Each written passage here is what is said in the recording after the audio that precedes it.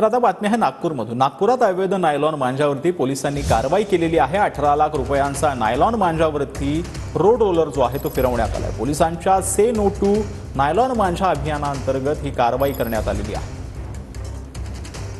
अवैध नायलॉन मांजावर नागपूर पोलिसांनी कारवाई केली आणि हा जीवघेणा मांजा जो आहे तो नष्ट केला जातो आहे। या ठिकाणी आपण बघू शकतो की पोलिसांनी या अवैध अशा नायलॉन मांजावर रोड रोलर चालवायला सुरुवात केलेली आहे। जवळपास 18 लाख रुपये किमतीचा हा मुद्देमाल जो आहे तो वेगवेगळ्या पोलीस स्टेशन अंतर्गत पकडण्यात आलेला आहे आणि त्यानुसार आता हा नष्ट करण्याचं काम जे आहे ते पोलिसांमार्फत केलं जात आहे। महत्त्वाचं जर आपण बघितलं तर नायलॉन मांजा हा जीवघेणा आहे आणि याच्यामुळे पशुपक्षी असो किंवा मानवी जीवाला धोका निर्माण होऊ शकतो। अनेक अशी उदाहरणं आहेत की गळा कापल्यामुळे किंवा शरीराचा कुठलाही भाग या नायलॉन मांजामुळे कापल्याच्या घटना ज्या आहेत त्या अनेक समोर आलेल्या आहेत। त्याच्यामध्ये जीव गेल्याच्या घटना सुद्धा समोर आलेल्या आहेत। तर रोड रोलर याच्यावर फिरवून या ठिकाणी नष्ट केलं जात आहे आणि त्याची विल्हेवाट जी आहे ती नंतर लावली जाणार आहे।